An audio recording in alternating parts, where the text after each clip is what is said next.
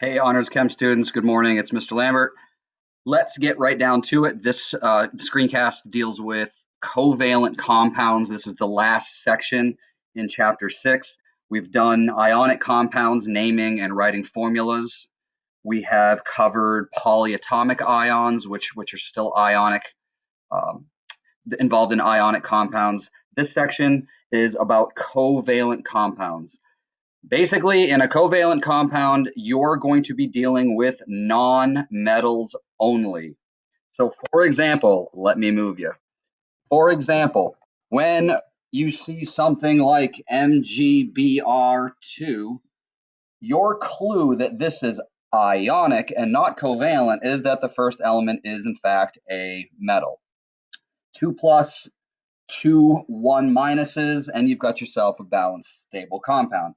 This section, covalent compounds, let me make sure that this is of utmost importance.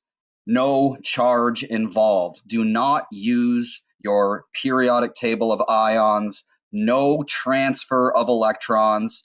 These nonmetals are sharing electrons. Once again, sharing. Let me give you a picture example of the simplest one. Hydrogen, which is a nonmetal. Hydrogen brings with it, when it wants to bond, one valence electron. Well, there are no metals to bond with it. There's a lot of other elements, but it comes into contact with another hydrogen, which also brings with it one valence electron. There's no transfer. They're basically going to share. If you remember, hydrogen is in the first shell, first energy level. It's only got one valence electron, so it's happy with two, not eight, but with two.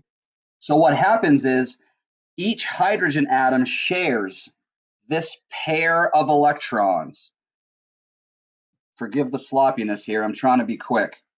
And so that this hydrogen is happy because essentially with the shared pair, it has two valence electrons, a full shell, and this hydrogen also has a full shell.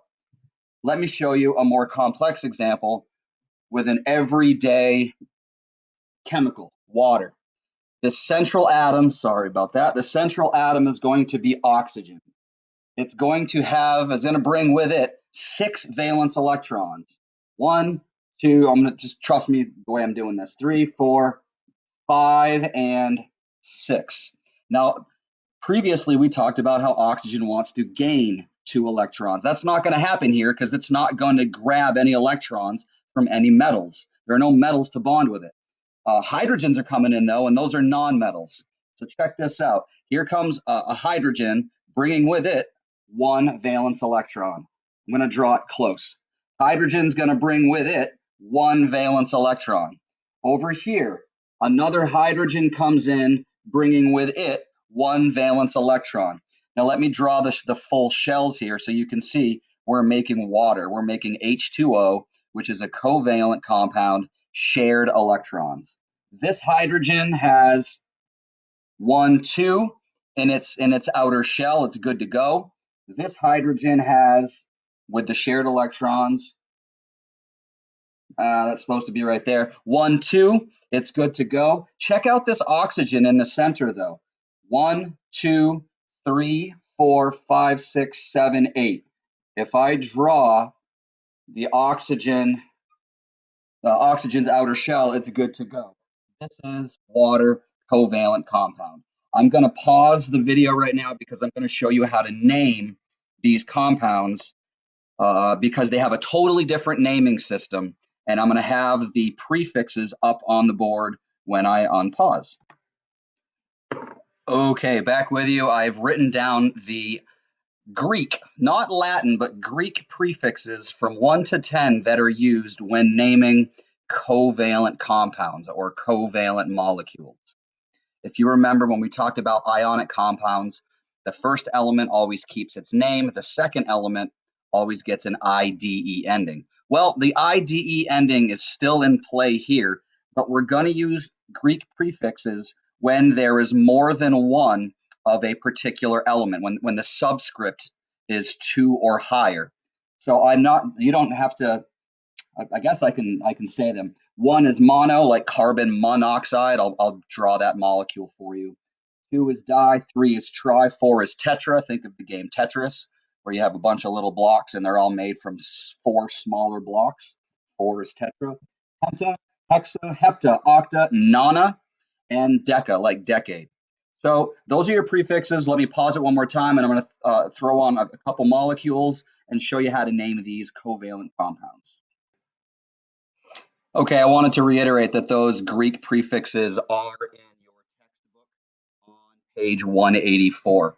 But what we have here are 4 examples of covalent compounds. First off, you can tell they're all covalent because the first element in every compound is a non-metal. No transfer of electrons, all sharing. Different naming system. Remember what I said, the first element's going to keep its name, the second element's going to get an IDE ending, but it's going to get a prefix.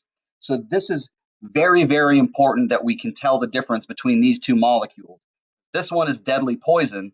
This one you're exhaling right now.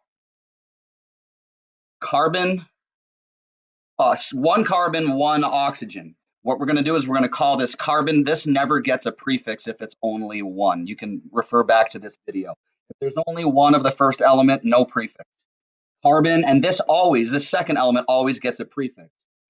Carbon monoxide.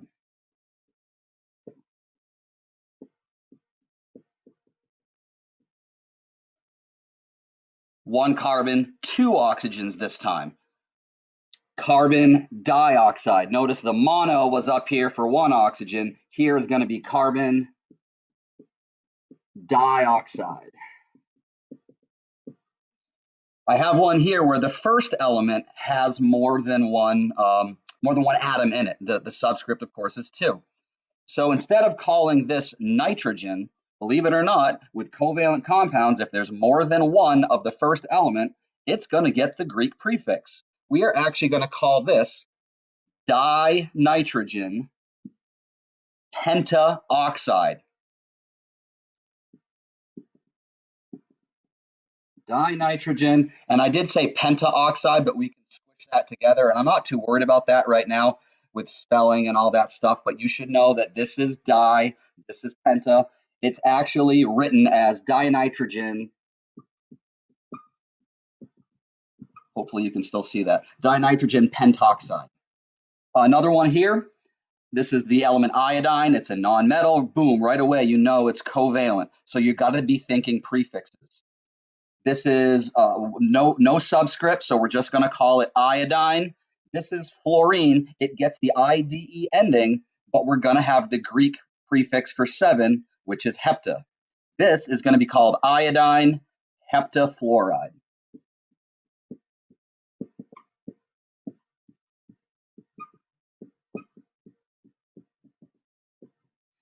And I'm going to pause real quick because I want to show you how to write formulas from names, and this video will be included. Okay, last part. I hope this is going to help. We have 3 covalent compounds with prefixes. I did a couple that have a single first element, which means no subscript. They're all going to have all of the second element, the second nonmetal. They're all going to have prefixes. They all have the IDE ending. In order to make this video as quick as possible, because you can refer back to it, let's do this. Sulfur hexafluoride, no prefix. It's just sulfur, S. Hexafluoride, it's the element fluorine. Hexa is the prefix. It means 6. The chemical formula is SF6. It's the gas that makes your voice really, really, really deep. Diboron trioxide. Notice I have diboron. First element still keeps its name. It gets a prefix only if there's more than 1 of them. Diboron.